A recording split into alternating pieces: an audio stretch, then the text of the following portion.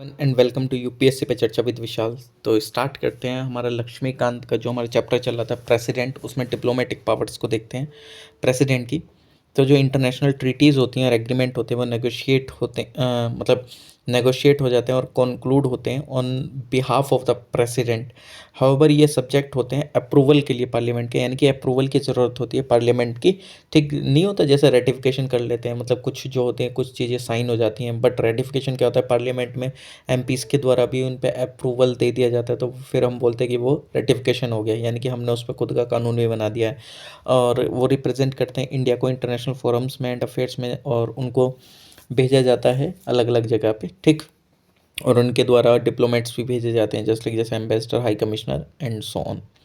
Military power तो देखा जाए तो ये सुप्रीम कमांडर होते हैं डिफेंस फोर्सेस के, और मतलब ये तीनों के हेड होते हैं एक तरीके से। यही अपॉइंट करते हैं आर्मी के चीफ, नेवी के चीफ, एयरफोर्स के। और ये डिक्लेयर कर सकते हैं वॉर और कंक्लूड कर सकते हैं पीस, बट अप्रूवल की ज़रूरत होती है किसके? पार्लियामेंट के। एमरजेंसी प्रोविजंस यानी कि नॉर्मल पावर्स जो हैं, जो कि मेंशन्ड है कॉन्स्टिट्यूशन में। ठीक। बट उसके अलावा कुछ एक्स्ट्राऑर्डिनरी पावर भी हैं प्रेसिडेंट के ऊपर पे, जो कि डील करती हैं फॉलोइंग 3 टाइप ऑफ इमरजेंसी, जो कि हम इमरजेंसी प्रोविजन समझ चुके हैं प्रीवियस वाले चैप्टर में। जैसे national emergency article 352, president rule 356, 365, financial emergency article 360। ठीक। तो चलिए कुछ हम वीटो पावर देखते हैं प्रेसिडेंट की, कि वीटो पावर कैसी होती है। ये एक एक्स्ट्राऑर्डिनरी या डिस्क्रिमिनेटरी पावर होती है उसकी। तो जो कोई भी बिल अगर पास कर दिया जाता है पार्लियामेंट के द्वारा, वो एक्ट तभी बन सकता है जिस टाइम पे प्रेसिडेंट उसको असेंट दे दे या मोहर लगा दे, ऐसा समझ लो। जिस टाइम पे कोई भी बिल प्रेजेंट होता है प्रेसिडेंट के असेंट के लिए, तो उसके पास 3 चीज़ें होती हैं। ठीक। और वो 3 चीज़ें क्या होती हैं? Under article 11 of the constitution, या तो वो असेंट दे सकता है बिल को। ठीक। यानी कि वो बिल को अप्रूव कर दे, या विद होल्ड करके रख ले, यानी कि वो असेंट मतलब देगा लेकिन अभी कुछ नहीं पता कब देगा। और तीसरा है कि वो रिटर्न कर दें बिल को, बट वो मनी बिल के केस में नहीं होता है, रिटर्न नहीं कर सकते मनी बिल को। ठीक। ओके। या तो वो रिटर्न कर दे, कि ये बोला जाए कि पार्लियामेंट को इसको दोबारा रिकंसिडर करना चाहिए। लेकिन इफ़ अगर जो है वो दोबारा पास कर दिया जाता है पार्लियामेंट के द्वारा, अगर जैसे मान लिया प्रेसिडेंट के पास बिल गया, उसने वो रिटर्न कर दिया, मनी बिल को तो नहीं करेंगे, और वो रिटर्न करके फिर वो दोबारा पास होके आ गया, चाहे उसमें अमेंडमेंट करे हो पार्लियामेंट ने नहीं करे हो, तो अब प्रेसिडेंट के ऊपर ये बाध्य हो जाता है कि वो उसको साइन करेंगे ही या असेंट देंगे ही अपनी उस बिल को। और जो प्रेसिडेंट है, प्रेसिडेंट के पास वीटो पावर है इन बिल को लेके, जो कि पास करे जाते हैं पार्लियामेंट के, कि वो विद होल्ड कर सकता है असेंट को बिल पे। और अगर देखा जाए तो मतलब अगर देखते हैं तो जो ऑब्जेक्ट है कन्फर करने का इसकी पावर का प्रेसिडेंट की, वो 2 फोल्ड है। जस्ट लाइक जैसे वो प्रिवेंट करता है hasty and ill considered legislation by parliament, यानी कि कोई भी इस तरीके की ऐसी अच्छी तरीके से चीज़ें नहीं चल रही हैं लेजिस्लेशन वगैरह में, तो इसलिए उस चीज़ को प्रिवेंट करने के लिए चीज़ कर देता है। ये प्रिवेंट करने के लिए लेजिस्लेशन को, जो कि अनकॉन्स्टिट्यूशनल भी हो सकता है। ठीक। जो वीटो पावर है वो एंजॉय करी जाती है एग्जीक्यूटिव के द्वारा मॉडर्न स्टेट में, और वो क्लासीफाई है 4 टाइप्स में। एक होती है एब्सोल्यूट वीटो, यानी कि जो कि विद होल्ड असेंट होता है बिल का, जो कि पास करा गया लेजिस्लेचर के द्वारा। ठीक। मतलब उन्होंने विद होल्ड करके रख रखा है। क्वालिफाइड वीटो, यानी कि जो कि ओवरराइड करा जाता है लेजिस्लेचर के द्वारा हायर मेजोरिटी के साथ। सस्पेंसिव वीटो, जिसमें कि ओवरराइड करा जाता है लेजिस्लेचर के द्वारा एक ऑर्डिनरी मेजोरिटी के थ्रू। पॉकेट वीटो, यानी कि ये होता है कि कोई भी एक्शन नहीं लेना बिल के ऊपर पे, जो कि पास कर दिए गए लेजिस्लेचर के द्वारा। तो ये जो 4 हैं, ये जो मतलब आपकी वीटो पावर तो प्रेसिडेंट ऑफ इंडिया के पास हैं 3। कौन कौन सी? Absolute veto, suspensive veto and pocket veto. ये जो क्वालिफाइड वाली जो वीटो है वो इंडियन प्रेसिडेंट के पास नहीं है, ये अमेरिकन प्रेसिडेंट के पास है। और जो 3 वीटो हैं उसको अब हम देखते हैं one by one. Absolute veto जो है ये रेफर करता है पावर को प्रेसिडेंट की, कि वो विद होल्ड करके रख सकता है अपनी असेंट को बिल पे, जो कोई पास करा गया पार्लियामेंट के द्वारा। और ये जो बिल है ये एंड हो जाता है, और वो फिर कभी एक्ट नहीं बन पाता। ऑब्वियसली बात है, जब तुमने असेंट ही नहीं दिया तो क्या ही एक्ट बन पाएगा। ये जो वीटो है वो एक्सरसाइज होती है 2 केसेस में, यानी कि एक तो वो प्राइवेट मेंबर बिल के केस में। ठीक। जो कोई भी बिल इंट्रोड्यूस करा गया है किसी भी मेंबर ऑफ पार्लियामेंट के द्वारा, जो एक मिनिस्टर नहीं है, तो वो प्राइवेट मेंबर बिल कहलाता है। तो कई बार उस केस में ये हो जाता है कि वो उसमें असेंट नहीं देते हैं। दूसरा कि with respect to the government bill, जिस टाइम पे जो कैबिनेट है वो रिज़ाइन कर देती है। ठीक। बट जैसे ही बिल पास हो जाता है before the assent by the president. Okay, तो जिस टाइम पे कैबिनेट रिज़ाइन कर देती है तो उस समय पे ये विद होल्ड करके रख सकते हैं। तो जो न्यू कैबिनेट आती है वो एडवाइस करती है प्रेसिडेंट को कि वो असेंट ना दें इस तरीके के बिल्स पे, ठीक, क्योंकि नई गवर्नमेंट सोचेगी वो अपने हिसाब से लेकर आई चीज़ों को, पुरानी वाली को कैरी फॉरवर्ड क्यों करना चाहेगी। 1954 में प्रेसिडेंट डॉक्टर राजेंद्र प्रसाद ने विद होल्ड असेंट करी थी किस पे, पेप्सू अप्रोप्रिएशन बिल पे। ये जो बिल था ये पास कर दिया गया था पार्लियामेंट के द्वारा, लेकिन जो प्रेसिडेंट रूल था वो ऑपरेशन में था किस स्टेट में, पेप्सू वाले में। बट जिस टाइम पे जो बिल था वो प्रेजेंट करा गया प्रेसिडेंट को उसके असेंट के लिए, तो जो प्रेसिडेंट रूल था वो रिवोक हो गया था। अगेन 1991 में प्रेसिडेंट आर वेंकटरमन ने विद होल्ड असेंट दी थी salary allowance and pension of member of parliament से रिलेटेड अमेंडमेंट बिल पे। ये जो बिल था पास कर दिया गया था पार्लियामेंट के द्वारा लास्ट दिन में लोकसभा के डिसोल्यूशन से पहले, बट कोई भी ऑप्टेन नहीं करा था प्रीवियस रिकमेंडेशन प्रेसिडेंट का। सस्पेंसिव वीटो, यानी कि जिस टाइम पे जो प्रेसिडेंट वो एक्सरसाइज करता है अपनी वीटो, जब रिटर्न कर देता है वो बिल रिकन्सिडरेशन के लिए पार्लियामेंट के। हाउवर ये जो बिल है ये पास हो जाता है अगेन अगर पार्लियामेंट के द्वारा विद और विदाउट अमेंडमेंट के द्वारा, तो अगेन जो वो दोबारा प्रेसिडेंट को दिया जाता है, तो ये ऑब्लिगेटरी बन जाता है प्रेसिडेंट के ऊपर कि वो उस पर असेंट दे।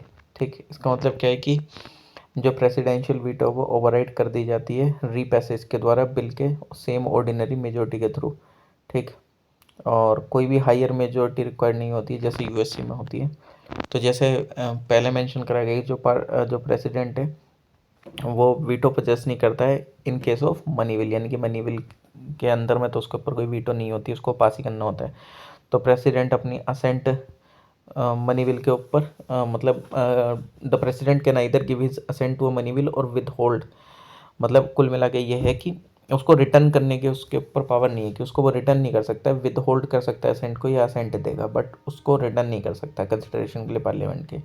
तो नॉर्मली जो प्रेसिडेंट है वो अपनी असेंट दे देता है मनी बिल पे जो कोई भी इंट्रोड्यूस होता है पार्लियामेंट में, ठीक, प्रीवियस परमिशन के अकॉर्डिंग। ऑब्वियसली बात है परमिशन की भी ज़रूरत होती है ना प्रेसिडेंट की अगर कोई बिल लेकर आना इस तरीके से। तो पॉकेट वीटो, इस केस में जो प्रेसिडेंट है वो ना तो रेक्टिफाई करता है, ना रिजेक्ट करता है, ना रिटर्न करता है बिल को, बट वो अपने पास पेंडिंग करके रख लेता है। उसको खुद नहीं पता कि कितने समय तक वो रखा रहेगा, मतलब वो ठंडे बस्ते में चली गई वो चीज़। ये जो पावर है प्रेसिडेंट की कोई भी एक्शन ना लेने की इस बिल पे, तो यही पॉकेट वीटो कहलाती है। ये जो प्रेसिडेंट है वो एक्सरसाइज करता है इस वीटो पावर को as a constitution, exercise this veto power as the constitution does not prescribe any time limit, मतलब कोई भी टाइम लिमिट तो है नहीं, ना ही कॉन्स्टिट्यूशन के अंदर में। ठीक, तो यूएसए में दूसरी तरफ जो प्रेसिडेंट है उसको रिटर्न करना पड़ेगा बिल रिकन्सिडरेशन के लिए विद इन 10 days। हेंस ये बोला जाता है कि जो पॉकेट है इंडियन प्रेसिडेंट की वो ज़्यादा बड़ी है अमेरिकन प्रेसिडेंट से। 1986 में प्रेसिडेंट जेल सिंह ने एक्सरसाइज करी थी pocket veto with respect to Indian post office amendment bill, और ये जो बिल था ये पास करा गया था राजीव गांधी गवर्नमेंट के द्वारा इम्पोज करके रेस्ट्रिक्शन फ्रीडम ऑफ प्रेस पे, एंड ये वाइडली क्रिटिसाइज भी करा गया था, तो इस पे वो इन्होंने पॉकेट वीटो लगा दी थी। लेकिन 3 साल बाद 1989 में तो नेक्स्ट प्रेसिडेंट थे आर वेंकटरमन, उन्होंने इस बिल को बैक भेज दिया था रिकन्सिडरेशन के लिए, और जो न्यू फ्रंट गवर्नमेंट थी उसने डिसाइड करा था इस बिल को ड्रॉप करने का। ये नोट करने वाली बात है कि जो प्रेसिडेंट है उसकी कोई भी वीटो पावर नहीं है इन respect of constitutional amendment bill. 24th constitutional amendment act 1971 में उसने ऑब्लिगेटरी चीज़ बना दी प्रेसिडेंट के लिए कि वो अपनी असेंट देगा कॉन्स्टिट्यूशनल अमेंडमेंट बिल के regarding. Presidential veto over state legislation, जो प्रेसिडेंट है उसके पास जो वीटो पावर है with respect to state legislation also, अगर कोई भी बिल पास कर देगा स्टेट लेजिस्लेचर के द्वारा तो वो एक्ट तभी बनता है अगर वो रिसीव करे असेंट गवर्नर की या प्रेसिडेंट की। अगर वो मतलब गवर्नर ने असेंट दे दिया है, बट गवर्नर कई बार वो रिजर्व करके रख देता है बिल को प्रेसिडेंट के लिए कि प्रेसिडेंट का कंसिडरेशन जरूरी है, तो जब तक वो प्रेसिडेंट का कंसिडरेशन नहीं मिलेगा तब तक, मतलब असेंट नहीं मिलेगी तब तक वो एक्ट नहीं बन पाएगा। अगर कोई भी बिल पास करा गया स्टेट लेजिस्लेचर के द्वारा तो प्रेजेंट होता है गवर्नर के लिए उसके असेंट के लिए, तो उसके पास भी 4 अल्टरनेटिव है under article 200 of the constitution कि वो अपनी असेंट दे सकता है बिल पे, ये विद होल्ड करके रख सकता है, रिटर्न कर सकता है बिल को, बस वही है कि मनी बिल नहीं होना चाहिए, या रिजर्व करके रख सकता है बिल को प्रेसिडेंट के कंसिडरेशन के लिए। ठीक, आगे चलते हैं, अभी टेबल को अभी देखेंगे। और जिस टाइम पे जो बिल है वो रिजर्व कर लिया जाता है गवर्नर के द्वारा कंसिडरेशन के लिए प्रेसिडेंट की, तो प्रेसिडेंट के पास वही 3 ऑल्टरनेटिव आर्टिकल 201 में कॉन्स्टिट्यूशन के कि वो असेंट दे सकता है, नहीं दे, विद होल्ड कर सकता है असेंट को, या वो डायरेक्टली कि वो डायरेक्ट कर सकता है गवर्नर को कि वो रिटर्न कर दें बिल को, इफ़ अगर वो मनी बिल नहीं है तो रिकन्सिडरेशन के लिए स्टेट लेजिस्लेचर में, इफ़ अगर वो बिल पास कर दिया जाता है अगेन स्टेट लेजिस्लेचर के द्वारा विद और विदाउट अमेंडमेंट, और फिर वो दोबारा प्रेजेंट करा जाता है प्रेसिडेंट को असेंट के लिए, तो प्रेसिडेंट बाउंड नहीं है कि वो उसको असेंट दे नहीं दे, लेकिन पार्लियामेंट वाले केसेस में वो बाउंड था। तो इसका मतलब ये है कि जो स्टेट लेजिस्लेचर है वो ओवरराइड नहीं कर सकती है वीटो पावर को प्रेसिडेंट की, और जो कॉन्स्टिट्यूशन है उसने प्रिस्क्राइब भी नहीं करी है कोई भी टाइम लिमिट प्रेसिडेंट के लिए डिसीजन लेने की, जो कोई भी बिल प्रिजर्व करके रख दिया गया है गवर्नर के द्वारा कंसिडरेशन के लिए प्रेसिडेंट की, तो गवर्नर को खुद नहीं पता कब तक असेंट मिलेगी और कोई टाइम लिमिट भी है नहीं, तो इसलिए जो प्रेसिडेंट है वो एक्सरसाइज करता है pocket veto in respect of state legislation also. और टेबल जो अभी देखेंगे उसने समराइज करा डिस्कशन वीटो पावर पे प्रेसिडेंट के with regard to centre as well as state legislation. तो पहले हम ये टेबल देख लेते हैं, सेंट्रल लेजिस्लेशन और स्टेट लेजिस्लेशन। तो with regard to ordinary bill, तो सेंट्रल लेजिस्लेशन में कैन बी रेटिफाइड, स्टेट में can be ratified, can be rejected, can be rejected, can be return, can B return, दोनों में सेम है जो veto power है president की, चाहे सेंट्रल लेजिस्लेशन में या स्टेट लेजिस्लेशन में। मनी बिल के रिगार्डिंग में ये कैन स्टेट स्टेट जो है वो इधर साइड है, इधर सेंटर है, तो can be ratified, can be ratified, can be rejected but can not be return, can be rejected but can not be return, दोनों में सेम है। और कॉन्स्टिट्यूशनल अमेंडमेंट बिल के रिगार्डिंग में स्टेट में वो सेंटर में can only be ratified, that is can not be rejected और return. Constitutional amendment bill can not be introduce in the state legislature, obviously बात है स्टेट लेजिस्लेशन में तो हो ही नहीं सकता कॉन्स्टिट्यूशनल अमेंडमेंट बिल का इंट्रोडक्शन अगर देखा जाए तो। चलिए ऑर्डिनेंस मेकिंग पावर देखते हैं किसकी, प्रेसिडेंट की। तो आर्टिकल 123 जो है जो कॉन्स्टिट्यूशन को एम्पावर करता है प्रेसिडेंट को कि वो प्रोमलगेट कर सकता है ordinance during the recess of parliament, यानी कि जिस टाइम पे पार्लियामेंट भंग है या उस समय पे बैठी नहीं है, मीटिंग नहीं चल रही है, ठीक है, तो उस समय पे प्रेसिडेंट जो वो ऑर्डिनेंस ला सकता है। और ये जो ऑर्डिनेंस है वो same force and same effect रखेगा जैसे as an act of parliament, but इसका जो नेचर है वो टेम्परेरी रहता है। ये जो ऑर्डिनेंस है, ऑर्डिनेंस मेकिंग पावर जो है ये मोस्ट इंपॉर्टेंट लेजिस्लेटिव पावर है प्रेसिडेंट की, ठीक। तो अगर कोई भी अनफोर्सिन या अर्जेंट मैटर होता है तो उसके रिगार्डिंग में ये एक ऑर्डिनेंस ला सकते हैं, बट जो एक्सरसाइज है इस पावर का वो सब्जेक्ट है फॉरेन, मतलब 4 लिमिटेशंस है उसमें, वो लिमिटेशन क्या है वो देख लेते हैं। ये प्रोमलगेट कर सकता है ऑर्डिनेंस ओनली कब, जिस टाइम पे जो हाउस ऑफ पार्लियामेंट है वो सेशन में नहीं है, या जो दोनों सदन है वो मतलब सेशन में ही नहीं है, यानी कि दोनों सदन सेशन में नहीं है, और या दोनों में से कोई एक सदन सेशन में नहीं है। और जो ऑर्डिनेंस है वो इशू हो सकता है कब, जिस टाइम पे कोई भी एक सदन सेशन में है, बट बिकॉज जो लॉ है वो can be pass by both the houses not by one houses alone, तो ऑब्वियसली बात है वो दोनों हाउसेस से ज़रूरत होती है लॉ पास करने के लिए, एक हाउस से तो कुछ हो नहीं सकता, ठीक, तो तब भी इशू हो सकता है ऑर्डिनेंस। ओके, अगर एक सदन चल रहा है और दूसरा नहीं चल रहा है। और जो ऑर्डिनेंस बनाया जाता है जिस टाइम पे जो दोनों सदन सेशन में होते हैं इज वाइड, और जो पावर होती है प्रेसिडेंट की वो लेजिस्लेट करी जाती है ऑर्डिनेंस के द्वारा, तो वो एक पैरेलल पावर नहीं होती है लेजिस्लेशन की। नेक्स्ट है कि वो बना सकता है ऑर्डिनेंस ओनली कब, जिस टाइम पे वो सेटिस्फाई हुए सर्कमस्टेंसेस से जो कि एग्जिस्ट हो रहे हैं, या नेसेसरी हो जाए इमीडिएट एक्शन लेना, तो उस समय पे वो ऑर्डिनेंस ला सकता है, ठीक है। एक कोपर केस हुआ था 1970 में, तो जो सुप्रीम कोर्ट है उसने बोला कि जो प्रेसिडेंट का जो सेटिस्फेक्शन है वो क्वेश्चन करा जा सकता है कोर्ट में on the ground of mala fide, और ये जो इसका मतलब क्या है कि जो डिसीजन है प्रेसिडेंट का वो इशू तो कर सकता है ऑर्डिनेंस, बट वो उसको ग्राउंड मतलब कोर्ट में भी चैलेंज करा जा सकता है। ओके, कि क्या ये जो ऑर्डिनेंस लाना था वो ज़रूरी था इस तरीके से, ठीक,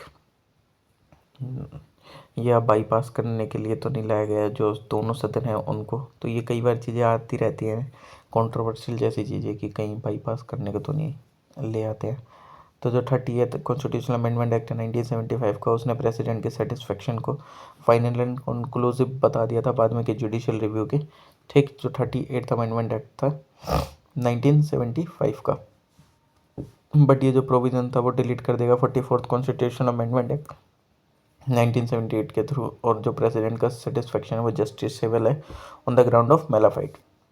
ये जो ऑर्डिनेंस मेकिंग पावर है ये कोएग्जिस्टेंस है एज रिगार्ड जितने भी ऑल मैटर होते हैं except duration with the law making power of the parliament. उसके दो इम्प्लीकेशंस हैं कि जो ऑर्डिनेंस है वो इशू करा जा सकता है ओनली ऑन दो सब्जेक्ट जिस पे जो पार्लियामेंट है वो कानून बना सकती है। ये जो ऑर्डिनेंस है वो सब्जेक्ट है सेम कॉन्स्टिट्यूशनल लिमिटेशन का as an act of parliament.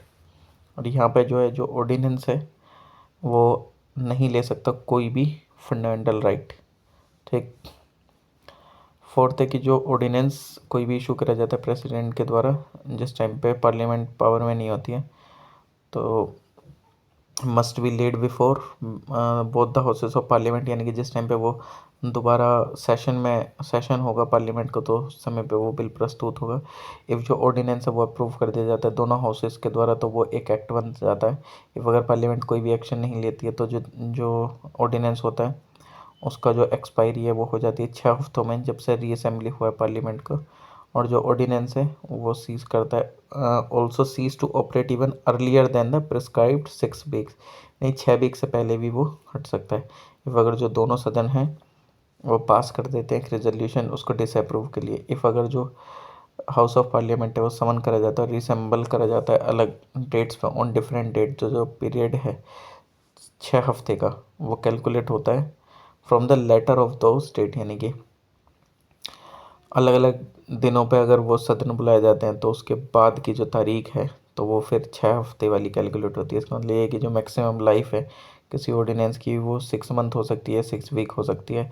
If अगर नॉन अप्रूवल हो जाए पार्लियामेंट के द्वारा 6 मंथ मैक्सिमम गैप होता है दो सेशंस के बीच में पार्लियामेंट के। इफ़ अगर ऑर्डिनेंस है वो अलाउड करता है lapse without being placed before the parliament तो ये जो एक्ट करा जाता है the act done and complete under it before it ceases to operate remain fully valid and effective। मतलब वही है कि अगर पास उस हो जाए तो फिर वो सीधा चलता ही रहेगा, एक तरीके से ऐसा समझ लो। जो प्रेसिडेंट है वो विड्रॉ कर सकता है ऑर्डिनेंस को किसी भी समय, हाउवर जो पावर है ऑर्डिनेंस मेकिंग की वो एक डिस्क्रिशनरी पावर नहीं है और ये प्रोमलगेट कर सकता है और विड्रॉ कर सकता है ऑर्डिनेंस किसकी एडवाइस पे, काउंसिल ऑफ मिनिस्टर्स की जो कि हेड करी जाती है प्राइम मिनिस्टर के द्वारा। एंड कोई भी ऑर्डिनेंस जैसे कि अदर लेजिस्लेशन है वो भी रेट्रोस्पेक्टिव हो सकता है और वो बैक डेट से भी लागू करा जा सकता है। मतलब ये मॉडिफाई कर सकता है रिपील कर सकता है किसी भी एक्ट ऑफ पार्लियामेंट को या कोई भी अनदर ऑर्डिनेंस को ये ऑल्टर कर सकता है अमेंड कर सकता है टैक्स लॉ ऑल्सो। और हावर ये जो है ये इशू नहीं हो सकता है अमेंड करने के लिए कॉन्स्टिट्यूशन को। जो ऑर्डिनेंस मेकिंग पावर है प्रेसिडेंट की वो रेदर अनयूजुअल एंड ये आपको नहीं देखने को मिलेगी मोस्ट डेमोक्रेटिक कॉन्स्टिट्यूशंस में वर्ल्ड के इंक्लूडिंग यूएसए यूके वगैरह। जस्टिफिकेशन में ऑर्डिनेंस मेकिंग पावर के प्रेसिडेंट की डॉक्टर बी आर अम्बेडकर ने कुछ कहा है, क्या कहा है कि जो कॉन्स्टिट्यूशन असेंबली है मतलब एक तरीके से उसके अंदर में कि जो मैकेनिज्म है इशू करने का ऑर्डिनेंस वो डिवाइज्ड इन ऑर्डर है जो कि इनेबल करता है एग्जीक्यूटिव को कि वो डील करे सिचुएशन के साथ जो कि सडनली एंड इमीडिएटली अराइज होती हैं जिस टाइम पे पार्लियामेंट सेशन में नहीं रहता है। और ये क्लैरिफाई करता है कि जो ऑर्डिनेंस मेकिंग पावर है प्रेसिडेंट की वो नेसेसरी है, मतलब कोई भी कनेक्शन नहीं होता है नेशनल इमरजेंसी और एनवीसेग इन आर्टिकल 352। और जो प्रेसिडेंट है वो इशू कर सकता है ऑर्डिनेंस इवन अगर कोई वॉर भी नहीं होता एक्सटर्नल एग्रेशन भी नहीं होता और आर्म रेबेलियन भी नहीं होता है तब भी। ठीक, तो इसको ध्यान रख लेना। और जो रूल ऑफ लोकसभा है वो रिक्वायर करता है कि जिस टाइम पे जो बिल है वो to replace an ordinance is introduce, यानी कि ऑर्डिनेंस को रिप्लेस करने के लिए लाया जाता है बिल लोकसभा के अंदर में। ठीक, तो जो एक स्टेटमेंट वो एक्सप्लेन करेगा circumstances that necessitated immediate legislation by ordinance should also be replaced before the house. तो अभी तक कोई भी ऐसा केस नहीं आया जो कि सुप्रीम कोर्ट गया और रिगार्डिंग प्रोमलगेशन जो भी कोई ऑर्डिनेंस लाया गया प्रेसिडेंट के द्वारा। लेकिन जो जजमेंट है सुप्रीम कोर्ट की DC वाधवा केस 1987 वो यहाँ पे हाईली रिलेवेंट आपको देखने को मिल जाता है। इस केस में क्या हुआ था कि जो कोर्ट ने पॉइंट आउट करा था कि जो बिटवीन 1967 1981 जो गवर्नर थे बिहार के उन्होंने प्रोमलगेट करा था 256 ऑर्डिनेंसेस एंड सारे जो थे वो रिमेन इन फोर्स रहे थे for period ranging from 1 to 14 years by promulgation by from time to time. तो जो कोर्ट है उसने रूल करा था कि जो सक्सेसिव रीप्रोमोलगेशन है ऑर्डिनेंस की विद द सेम टेक्स्ट बिना किसी अटेम्प्ट के कि जो बिल है वो पास करा जाए असेंबली के द्वारा, तो यहाँ पे वो amount to violation of the constitution, मतलब वायलेशन देखने को मिला ये जो कॉन्स्टिट्यूशन का आया था। एंड जो ऑर्डिनेंस है वो रीप्रोमोलगेट करा गया is to be struck down, is liable to be struck down. और ये बोला गया कि जो एक्सेप्शनल पावर है लॉ मेकिंग की ऑर्डिनेंस की वो यूज़ नहीं करी जा सकती as a substitute legislative power state legislature की। Pardoning power of the president, यानी कि क्षमा करने की पावर जो प्रेसिडेंट के पास है। पार्डनिंग पावर प्रेसिडेंट की, तो जो आर्टिकल 72 है कॉन्स्टिट्यूशन का वो एम्पावर करता है प्रेसिडेंट को कि वो ग्रांट कर सकता है पार्डन, यानी कि उसको क्षमा कर सकता है पर्सन को जो कि मतलब ट्राइड है, कन्विक्टेड है किसी भी ऑफेंस के लिए, जो कि केसेस हैं कि अगर कोई भी पनिशमेंट दिया गया, सेंटेंस दिया गया, कोई भी ऑफेंस कराया उसने अगेंस्ट अ यूनियन लॉ, या कोई भी बाय कोर्ट मार्शल या मिलिट्री कोर्ट, या कोई भी सेंटेंस दिया गया है डेथ का, तो उस केसेस में जो पार्डनिंग पावर है प्रेसिडेंट की वो देख लेते हैं। तो जो पार्डनिंग पावर है प्रेसिडेंट की वो इंडिपेंडेंट है जुडिशरी से, और ये एक एग्जीक्यूटिव पावर है, बट जो प्रेसिडेंट है जिस टाइम पे एक्सरसाइज करता है अपनी इस पावर को, तो वो as a court of appeal नहीं देखा जाता है। ये जो ऑब्जेक्ट है कॉन्फरिंग करने का इस पावर का जो प्रेसिडेंट के ऊपर वो टू फोल्ड है, यानी कि वो हमेशा डोर ओपन रहता है करेक्ट करने के लिए कोई भी judicial error in the operation of law, या सेकंड कि वो अफोर्ड कर सकता है रिलीफ को, कोई भी सेंटेंस अगर दिया गया है जिसमें कि प्रेसिडेंट को लगता है कि रिगार्ड एज अनड्यूली हार्श। जो पार्डनिंग पावर है वो कौन कौन सी है देख लेते हैं। पहले पार्डन, यानी कि ये क्या कर सकता है, ये रिमूव कर सकता है sentence and conviction and completely absolve कर सकता है कन्विक्ट को सारे सेंटेंसेस से जो भी दिए गए हैं कोर्ट वगैरह के द्वारा, या पनिशमेंट या कोई भी डिस्क्वालिफिकेशंस उसको दिए गए हैं। सेकेंड है कोम्यूटेशन, यानी कि ये डिनोट करता है सब्सटीट्यूशन एक फॉर्म ऑफ पनिशमेंट से लाइटर फॉर्म में। फॉर एग्जांपल कोई भी एक डेथ सेंटेंस दिया गया है किसी पे एक रिग्रेस मतलब कुल मिला के डेथ सेंटेंस को वो रिग्रेस इम्प्रिजनमेंट में कन्वर्ट कर सकता है, ठीक, और मे बी कम्यूट कर सकता है सिंपल इम्प्रिजनमेंट में भी, ठीक। तो एक फॉर्म से दूसरी फॉर्म में चेंज हो गया। रेमिशन में क्या है कि इसका मतलब है कि रिड्यूस कर देना पीरियड एक सेंटेंस का बिना उसका नेचर को चेंज करे जो पनिशमेंट है, मतलब जस्ट लाइक कि एक सेंटेंस दिया गया है इम्प्रिजनमेंट का 2 साल का, तो उसको वो रेमिशन करके 1 साल का कर सकते हैं, ठीक। रिस्पाइट, यानी कि ये डिनोट करता है अवॉर्ड करना एक lesser sentence in place of originally awarded, यानी कि जो उसको ओरिजिनली दिया गया था तो उससे कुछ सम स्पेशल फैक्ट वगैरह देख के, तो या उसकी फिजिकल एबिलिटी वगैरह देख के, प्रेगनेंसी देख के, अगर कोई वुमेन ऑफेंडर है तो उसको लेसर पनिशमेंट दे दिया जाए, यानी कि जो ओरिजिनल है तो उससे थोड़ा सा हल्का बहुत उसको लेसर पनिशमेंट। रिप्राइव, यानी कि ये इम्प्लाई करता है कि stay of the execution of a sentence specially date of death, यानी कि डेथ से रिलेटेड कि ठीक टेम्परेरी पीरियड के लिए। इसका पर्पस है कि इनेबल करना कन्विक्ट को कि वो उसको टाइम मिल सके, have take time to seek pardon और कॉम्यूटेशन फ्रॉम द प्रेसिडेंट। जो आर्टिकल 161 है कॉन्स्टिट्यूशन का, वो गवर्नर जो होता है स्टेट का उसके पास भी पार्डनिंग पावर होती है, लेकिन जो गवर्नर है वो ग्रांट कर सकता है पार्डन, रिप्राइव, रेस्पाइट, रेमिशन पनिशमेंट का, और सस्पेंड कर सकता है, रेमिट कर सकता है, कम्यूट कर सकता है सेंटेंस को कोई भी पर्सन अगर यानी ये कन्विक्ट है किसी भी स्टेट लॉ के अगेंस्ट में। बट जो पार्डनिंग पावर है गवर्नर की वो थोड़ी सी डिफर है प्रेसिडेंट से दो चीज़ों में। जस्ट लाइक जैसे जो प्रेसिडेंट है वो पार्डन कर सकता है सेंटेंस जो कि इन्फ्लिक्ट करी गई है कोर्ट मार्शल के थ्रू, मिलिट्री कोर्ट के थ्रू, लेकिन गवर्नर नहीं कर सकता। जो प्रेसिडेंट है वो पार्डन कर सकता है डेथ सेंटेंस वाले को, लेकिन गवर्नर नहीं कर सकता। इवन स्टेट लॉ अगर प्रिस्क्राइब कर देता है डेथ सेंटेंस, तो जो पावर है ग्रांट करने की तो वो प्रेसिडेंट के पास ही है, ना कि गवर्नर के पास। तो जो गवर्नर है वो सस्पेंड कर सकता है, रेमिट कर सकता है, कम्यूट कर सकता है डेथ सेंटेंस को। दूसरे शब्दों में कहा जाता है जो गवर्नर एंड जो प्रेसिडेंट है उनकी कॉन्करेंट पावर है किस रेस्पेक्ट में, सस्पेंशन, रेमिशन, कम्यूटेशन डेथ सेंटेंस के रिलेटेड। जो सुप्रीम कोर्ट है एग्जामिन करता है पार्डनिंग पावर प्रेसिडेंट के in the different cases, and वो अलग अलग प्रिंसिपल्स हैं। जैसे जो पेटिशनर है फॉर मर्सी उसके पास कोई भी राइट नहीं होता है और ओरल हियरिंग नहीं होती प्रेसिडेंट के द्वारा, ठीक, has no right to oral hearing by the president. और जो प्रेसिडेंट है वो एग्जामाइन कर सकता है एविडेंस अफ्रेश एंड एक व्यू ले सकता है डिफरेंट व्यू जो कि लिया गया था कोर्ट के द्वारा, और जो पावर है एक्सरसाइज कर द पावर एक्सरसाइज करने प्रेसिडेंट के द्वारा on the advice of union cabinet. जो प्रेसिडेंट है वो बाउंड नहीं है कि वो रीज़न दे अपने ऑर्डर के लिए। जो प्रेसिडेंट है वो अफोर्ड कर सकता है relief not only from a sentence जो उसने दी है but also from an evident mistake. कोई भी नीड नहीं है सुप्रीम कोर्ट की ले डाउन करने के स्पेसिफिक गाइडलाइन एक्सरसाइज करने के लिए पावर जो कि प्रेसिडेंट के द्वारा करी जाती है। जो एक्सरसाइज है पावर का प्रेसिडेंट के द्वारा वो जुडिशियल रिव्यू के लिए नहीं है, लेकिन एक्सेप्ट जहाँ पे जो प्रेसिडेंशियल डिसीजन है वो आर्बिट्रेरी, इरेशनल, मैलिफाइड और डिस्क्रिमिनेटरी हो जाए उस केस को छोड़ के। जो अर्लियर पेटिशन है मर्सी के लिए वो रिजेक्ट करे जा सकते हैं प्रेसिडेंट के द्वारा, but stay can not B obtained by filing another petition. ठीक।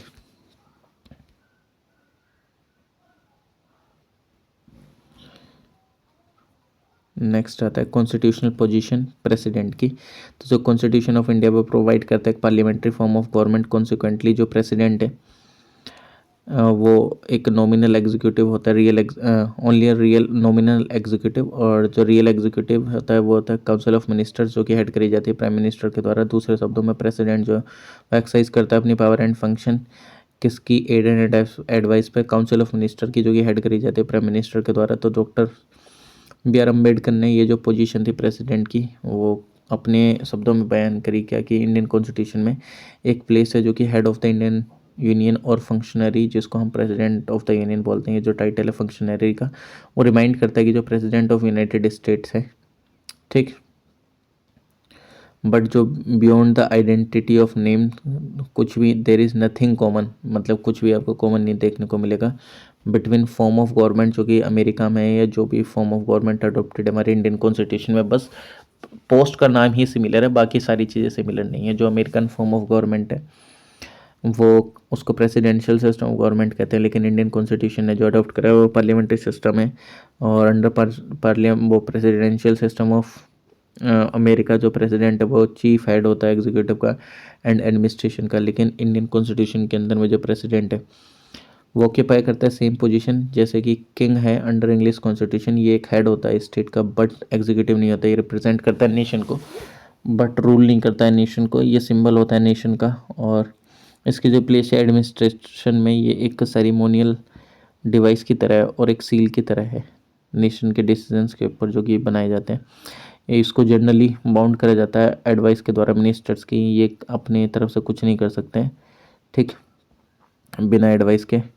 और जो प्रेसिडेंट है यूनाइटेड स्टेट का वो डिसमिस भी कर सकता है किसी भी सेक्रेटरी को किसी भी समय, लेकिन जो प्रेसिडेंट है इंडिया का उसके पास कोई भी पावर नहीं है ये सारी चीज़ें करने की जब तक मिनिस्टर्स कमांड ना करें या मेजोरिटी जो है पार्लियामेंट की वो। और तो एस्टिमेट करा जाता है कि जो कॉन्स्टिट्यूशनल पोजीशन है प्रेसिडेंट की पर्टिकुलरली रेफरेंस दिए जाते हैं इसके लिए। जो प्रोविज़न आर्टिकल 53, 74, 75 वो क्या है कि जो एग्जीक्यूटिव पावर है यूनियन की वो वेस्टेड है प्रेसिडेंट में और एक्सरसाइज करी जाएगी डायरेक्टली इसके द्वारा और थ्रू ऑफिसर्स जो कि इसके नीचे होंगे इन अकॉर्डेंस विद द कॉन्स्टिट्यूशन, ये आर्टिकल 53 में है। और एक काउंसिल ऑफ मिनिस्टर्स होगा जो कि प्राइम मिनिस्टर के साथ होगा, और वो प्राइम मिनिस्टर जो उसको हेड करेंगे और वो एड एंड एडवाइस करेंगे प्रेसिडेंट को ठीक। फिर वो उनके अकॉर्डिंग फंक्शन करेंगे। आर्टिकल 74 में जो काउंसिल ऑफ मिनिस्टर है वो कलेक्टिवली रेस्पॉन्सिबल होंगे लोकसभा के लिए। आर्टिकल 75 में ये जो प्रोविज़न है ये एक फाउंडेशन है हमारे पार्लियामेंट्री सिस्टम ऑफ गवर्नमेंट की। और जो 42nd अमेंडमेंट है कॉन्स्टिट्यूशनल अमेंडमेंट एक्ट 1976 को वो इनेक्ट करा गया था गवर्नमेंट इंदिरा गांधी गवर्नमेंट के द्वारा। और इसने बताया कि जो प्रेसिडेंट है वो बाउंड है एडवाइस से काउंसिल ऑफ मिनिस्टर की जो कि हेड करी जाती है प्राइम मिनिस्टर के द्वारा। 44th अमेंडमेंट ने 1978 के इनेक्ट करा गया था जनता पार्टी के द्वारा, हेड करी गई थी मोरारजी देसाई के साथ उसके उनके द्वारा मोरारजी देसाई की उन्होंने ऑथराइज करा था कि जो प्रेसिडेंट है उसको रिक्वायर होती है काउंसिल ऑफ मिनिस्टर की रिकन्सिडर करने के लिए एडवाइस आइदर जनरली और otherwise. However he shall act in accordance with the advice, मतलब एडवाइस के अकॉर्डिंग ही काम करेगा आफ्टर सच रिकन्सिडरेशन। दूसरे शब्दों में कहा जाए तो जो प्रेसिडेंट है वो रिटर्न कर सकता है मैटर रिकन्सिडरेशन के लिए, बट दोबारा उसको वो सारी चीज़ें बाइंडिंग हो जाती हैं। अक्टूबर 1997 में जो कैबिनेट है उन्होंने रिकमेंड करा था प्रेसिडेंट के नारायण को कि वो इम्पोज करे president rule under article 356 Uttar Pradesh में। तो जो प्रेसिडेंट उन्होंने रिटर्न कर दिया था मैटर रिकन्सिडरेशन के लिए कैबिनेट को। फिर बाद में not to move ahead in that matter. तो फिर बाद में BJP led government under Kalyan Singh save हो गई थी। अगेन 19 सितंबर 1998 में प्रेसिडेंट के आर नारायण ने रिटर्न कर रहा था रिकमेंडेशन कैबिनेट का जो दिया गया था उनको कि वो इम्पोजिशन करे प्रेसिडेंट रूल के बिहार में, लेकिन आफ्टर कपल ऑफ मंथ जो कैबिनेट थी वो री एडवाइस करती है इसी चीज़ का। तो फिर बाद में प्रेसिडेंट रूल इम्पोज होता है बिहार में, क्योंकि जब दोबारा से रिकन्सिडरेशन आ जाता है वो मानना पड़ता है। तो जो प्रेसिडेंट है वो एक कॉन्स्टिट्यूशनल डिस्क्रिशनर नहीं है, इसके पास हम कुछ सिचुएशनल डिस्क्रिशन है।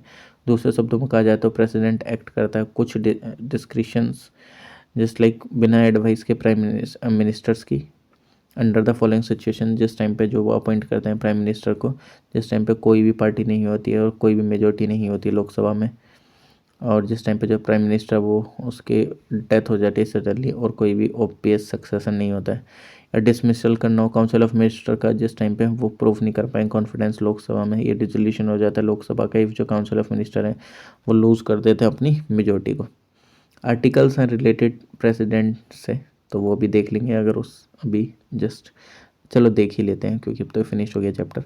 52 जो article the president of India, 53 executive power से रिलेटेड है यूनियन के, 54 इलेक्शन से रिलेटेड प्रेसिडेंट के, 55 मैनर से रिलेटेड इलेक्शन के प्रेसिडेंट के, 56 term of office of president, 57 eligibility से रिलेटेड है री इलेक्शन के, 58 क्वालिफिकेशन से रिलेटेड इलेक्शन के एज प्रेसिडेंट, 59 कंडीशन से रिलेटेड है president office, 60 author of formation से रिलेटेड है प्रेसिडेंट के, 61 प्रोसीजर से रिलेटेड इम्पीचमेंट के प्रेसिडेंट के, 62 time of holding election to fill vacancy in the office of president, 65 vice president act करेगा एज अ प्रेसिडेंट, ठीक, उससे रिलेटेड है जिस टाइम पे प्रेसिडेंट नहीं होते हैं ऑफिस में। 71 मैटर रिलेटेड जो कि है इलेक्शन ऑफ प्रेसिडेंट से, 72 जो कि पावर ऑफ प्रेसिडेंट है ग्रांट करने की पार्डन एंड सस्पेंड रेमिट और कम्यूट करने की सेंटेंसेस कुछ केसेस में।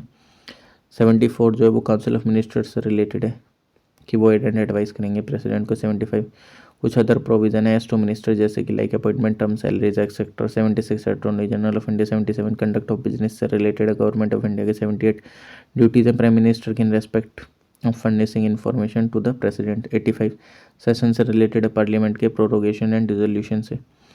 111 असेंट से रिलेटेड है बिल्स के जो कि पास करे जाएंगे पार्लियामेंट्स के द्वारा। 112 यूनियन बजट जो कि एनुअल फाइनेंशियल स्टेटमेंट कहते हैं। 123 पावर जो है प्रेसिडेंट के प्रोमलगेट करने की ऑर्डिनेंस की। 143 पावर किया प्रेसिडेंट की कंसल्ट करने की सुप्रीम कोर्ट से, ठीक। तो ये जो हमारा प्रेसिडेंट वाला चैप्टर कंप्लीट होता है। नेक्स्ट हम स्टार्ट करेंगे वाइस प्रेसिडेंट नेक्स्ट लेक्चर में। तब तक के लिए थैंक यू एवरीवन, मिलते हैं नेक्स्ट वीडियो में। Please like share comment and subscribe.